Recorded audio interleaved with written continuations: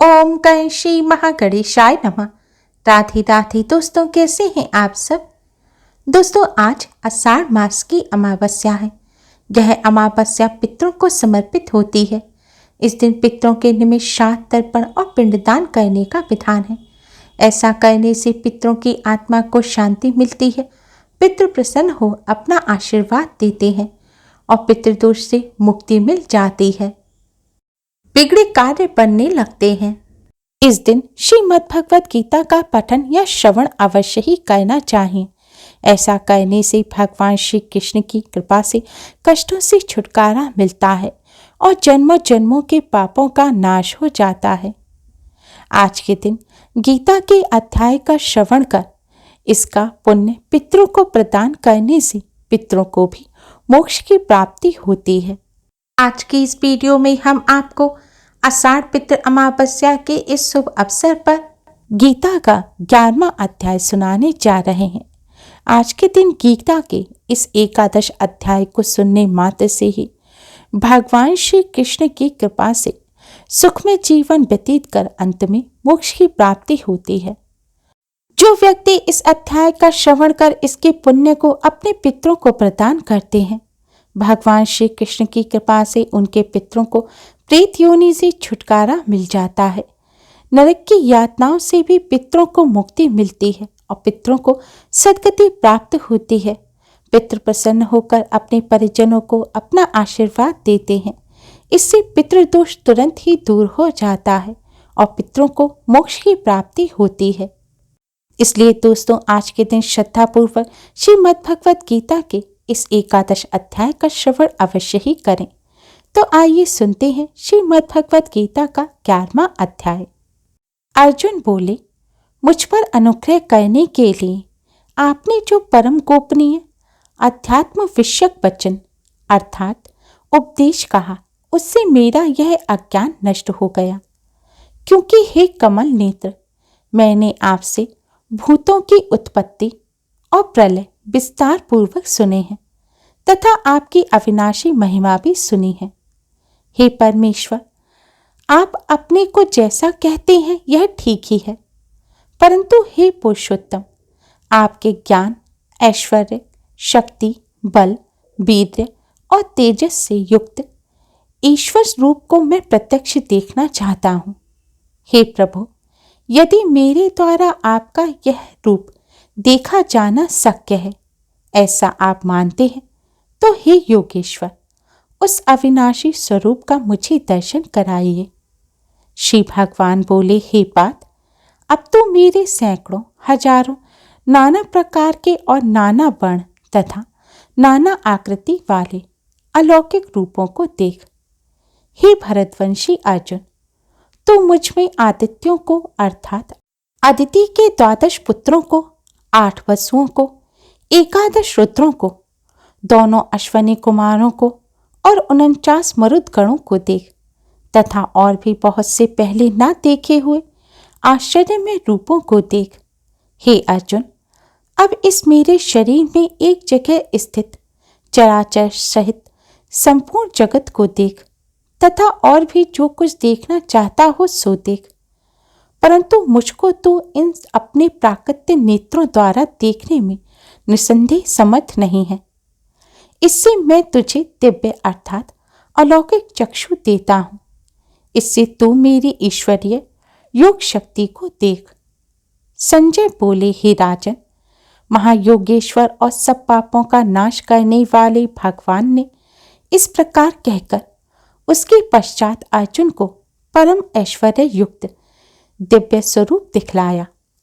अनेक मुख और नेत्रों से युक्त, अनेक अद्भुत दर्शनों वाले, बहुत से दिव्य आभूषणों से युक्त और बहुत से दिव्य शस्त्रों को हाथों में उठाए हुए, दिव्य माला और वस्त्रों को धारण किए हुए और दिव्य गंध का सारे शरीर में लेप किए हुए, सब प्रकार के आश्चर्य से युक्त, सीमा रहित और सब ओर से मुख किए हुए विराट स्वरूप परमदेव परमेश्वर को अर्जुन ने देखा। आकाश में 1000 सूर्यों के एक साथ उदय होने से उत्पन्न जो प्रकाश हो, वह भी उस विश्व रूप परमात्मा के प्रकाश के सदस्य कदाचित ही हो। पांडुपुत्र अर्जुन ने उस समय अनेक प्रकार से विभक्त अर्थात पृथक पृथक संपूर्ण जगत को देवों के देव श्री कृष्ण भगवान के उस शरीर में एक जगह स्थित देखा।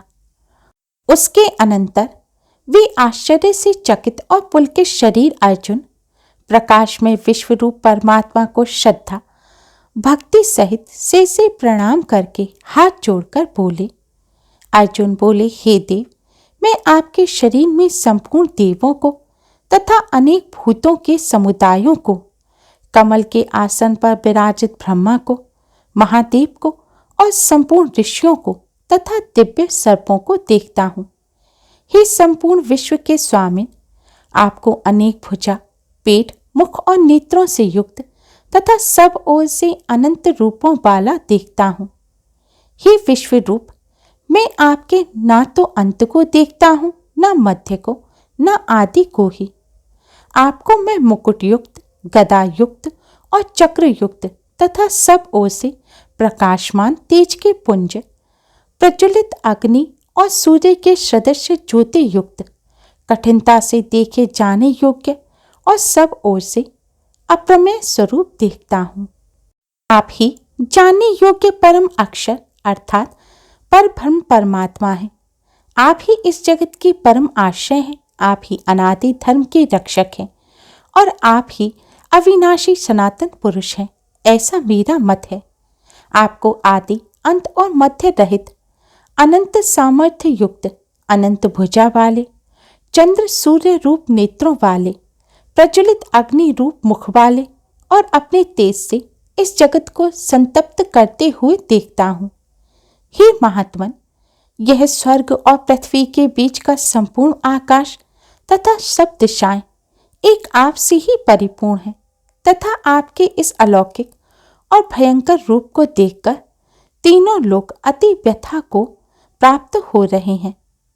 वे ही देवताओं के समूह आप में प्रवेश करते हैं और कुछ भयभीत होकर हाथ जोड़े आपके नाम और गुणों का उच्चारण करते हैं तथा महर्षि और सिद्धों के समुदाय कल्याण हो ऐसा कहकर उत्तम उत्तम स्तोत्रों द्वारा आपकी स्तुति करते हैं। जो 11 रुद्र और 12 आदित्य तथा 8 वसु, साध्यगण, विश्वेश देव, अश्वनी कुमार तथा मरुदगण और पितरों का समुदाय तथा गंधर्व, यक्ष, राक्षस और सिद्धों के समुदाय हैं, वे सभी विस्मित होकर आपको देखते हैं। हे महाबाहो, आपके बहुत मुख और बहुत नेत्रों वाले, बहुत हाथ, बहुत जंघा और पैरों वाले, बहुत उदरों वाले और बहुत सी दाढ़ों के कारण अत्यंत विकराल महान रूप को देखकर सब लोग व्याकुल हो रहे हैं तथा मैं भी व्याकुल हो रहा हूँ, क्योंकि हे विष्णु, आकाश को स्पर्श करने वाले दैदीप्यमान अनेक वर्णों से युक्त तथा फैलाए हुए मुख और प्रकाशमान विशाल नेत्रों से युक्त आपको देखकर भयभीत अंतकरण वाला मैं धीरज और शांति नहीं पाता हूँ। बाणों के कारण विकराल और प्रलय काल की अग्नि के समान प्रज्वलित आपके मुख को देखकर मैं दिशाओं को नहीं जानता हूँ और सुख भी नहीं पाता हूँ। इसलिए हे देवेश, हे जगन निवास, आप प्रसन्न हो।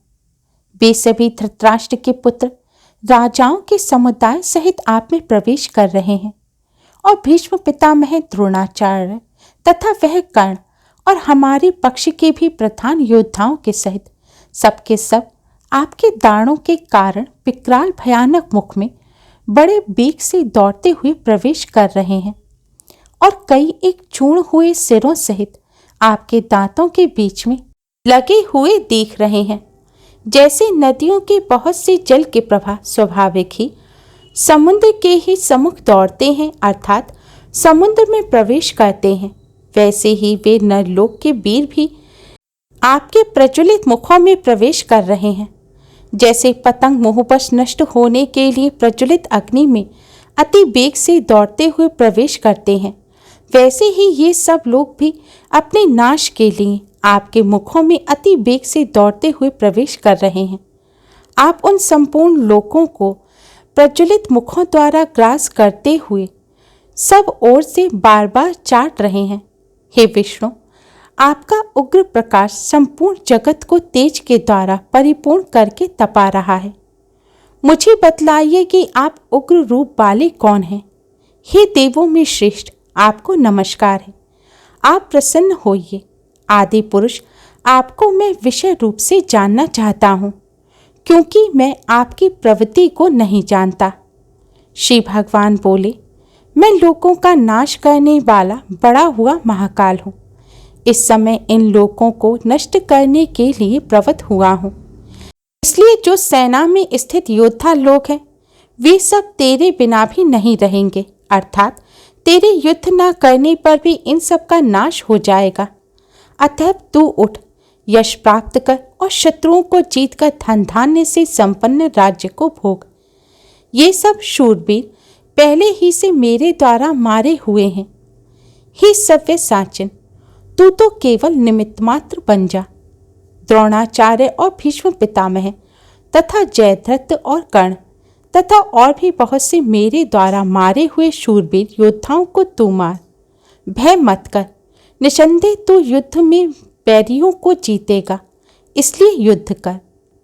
संजय बोले, केशव भगवान के इस वचन को सुनकर मुकुटधारी अर्जुन हाथ जोड़कर कांपता हुआ नमस्कार करके फिर भी अत्यंत भयभीत होकर प्रणाम करके भगवान श्री कृष्ण के प्रति गदगद वाणी से बोला। अर्जुन बोले, हे अंतर्यामिन, यह योग्य ही है कि आपके नाम, गुण और प्रभाव के कीर्तन से जगत अति हर्षित हो रहा है और अनुराग को भी प्राप्त हो रहा है, तथा भयभीत राक्षस लोग दिशाओं में भाग रहे हैं और सब सिद्ध गणों के समुदाय नमस्कार कर रहे हैं। हे महात्मन, ब्रह्मा के भी आदि कर्ता और सबसे बड़े आपके लिए वे कैसे नमस्कार ना करें, क्योंकि हे अनंत, हे देवेश, हे जगत निवास, जो सत असत और उन सबसे परे अक्षर अर्थात सच्चिदानंद घन ब्रह्म है, वह आप ही हैं। आप आदि देव और सनातन पुरुष हैं। आप इस जगत के परम आश्रय और जानने वाले तथा जानने योग्य और परम धाम हैं। हे अनंत रूप, आपसे यह सब जगत व्याप्त अर्थात परिपूर्ण है। आप वायु, यमराज, अग्नि, वरुण, चंद्रमा, प्रजा के स्वामी ब्रह्मा और ब्रह्मा के भी पिता हैं। आपके लिए हजारों बार नमस्कार है। नमस्कार हो आपके लिए फिर भी बार बार नमस्कार नमस्कार। हे अनंत सामर्थ्य वाले, आपके लिए आगे से और पीछे से भी नमस्कार। हे सर्वात्मम, आपके लिए सब ओर से ही नमस्कार हो, क्योंकि अनंत पराक्रमशाली आप समस्त संसार को व्याप्त किए हुए हैं। इससे आप ही सर्वरूप हैं। आपके इस प्रभाव को ना जानते हुए आप मेरे सखा हैं, ऐसा मानकर प्रेम से अथवा प्रमाद से भी मैंने हे कृष्ण, हे यादव, हे सखे, इस प्रकार जो कुछ बिना सोचे समझे हठात कहा है। और हे अच्युत, आप जो मेरे द्वारा विनोद के लिए विहार, शय्या, आसन और भोजन आदि में अकेले अथवा उन सखाओं के सामने भी अपमानित किए गए हैं, वह सब अपराध अप्रमेय स्वरूप अर्थात अचिंत्य प्रभाव वाले आपसे मैं क्षमा करवाता हूँ। आप इस चराचर जगत के पिता और सबसे बड़े गुरु एवं अति पूजनीय हैं। हे अनुपम प्रभा वाले, तीनों लोकों में आपके समान भी दूसरा कोई नहीं है, फिर अधिक तो कैसे हो सकता है। अतएव हे प्रभु, मैं शरीर को भली भांति चरणों में निवेदित कर प्रणाम करके स्तुति करने योग्य आप ईश्वर को प्रसन्न होने के लिए प्रार्थना करता हूँ। हे देव, पिता जैसे पुत्र के, सखा जैसे सखा के और पति जैसे प्रियतमा पत्नी के अपराध सहन करते हैं, वैसे ही आप भी मेरे अपराध को सहन करने योग्य हैं। मैं पहले ना देखे हुए आपके इस आश्चर्यमय रूप को देखकर हर्षित हो रहा हूँ और मेरा मन भय से अति व्याकुल भी हो रहा है। इसलिए आप उस अपने चतुर्भुज विष्णु रूप को भी मुझे दिखलाइए। हे देवेश, हे जगन निवास, प्रसन्न होइए। मैं वैसे ही आपको मुकुट धारण किए हुए तथा गदा और चक्र हाथ में लिए देखना चाहता हूँ। इसलिए हे विश्व स्वरूप, हे सहस्त्र बाहु, आप उसी चतुर्भुज रूप में प्रकट होइए।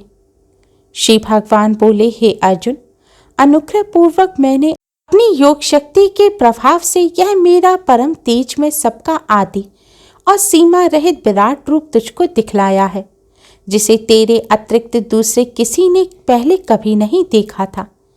हे अर्जुन, मनुष्य लोक में इस प्रकार विश्व रूप वाला मैं न वेद और यज्ञों के अध्ययन से, न दान से, न क्रियाओं से और न उग्र तपों से ही तेरे अतिरिक्त दूसरे के द्वारा देखा जा सकता हूँ। मेरे इस प्रकार के इस विकराल रूप को देखकर तुझको व्याकुलता नहीं होनी चाहिए और मूढ़ भाव भी नहीं होना चाहिए। तू भय रहित और प्रीति युक्त मन वाला होकर उसी मेरे इस शंख चक्र गदा और पद्म युक्त चतुर्भुज रूप को फिर देख। संजय बोले, वासुदेव भगवान ने अर्जुन के प्रति इस प्रकार कहकर फिर वैसे ही अपने चतुर्भुज रूप को दिखलाया और फिर महात्मा श्री कृष्ण ने सौम्य मूर्ति होकर इस भयभीत अर्जुन को धीरज दिया।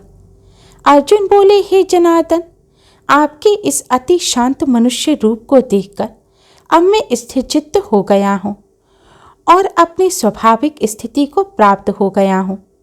श्री भगवान बोले, मेरा जो चतुर्भुज रूप तुमने देखा है यह सुदूरदर्श है, अर्थात इसके दर्शन बड़े ही दुर्लभ हैं। देवता भी सदा इस रूप के दर्शन की आकांक्षा करते रहते हैं। जिस प्रकार तुमने मुझको देखा है, इस प्रकार चतुर्भुज रूप वाला मैं न वेदों से, न तप से, न दान से और न यज्ञ से ही देखा जा सकता हूँ, परंतु हे परंतप अर्जुन, अनन्य भक्ति के द्वारा इस प्रकार चतुर्भुज रूप वाला मैं प्रत्यक्ष देखने के लिए, तत्व से जानने के लिए और प्रवेश करने के लिए, अर्थात एक ही भाव से प्राप्त होने के लिए भी शक्य हूँ। हे अर्जुन, जो पुरुष केवल मेरे लिए ही संपूर्ण कर्तव्यों को करने वाला है, मेरे परायण है, मेरा भक्त है, आसक्ति रहित है और संपूर्ण भूत प्राणियों में बैर भाव रहित है, वह अनन्य भक्ति युक्त पुरुष मुझको ही प्राप्त होता है। श्रीमद् भगवद गीता 11 अध्याय समाप्त हुआ। उम्मीद है आपको हमारी ये वीडियो पसंद आई होगी। Please like, share and subscribe. Thanks for watching. Radhe Radhe.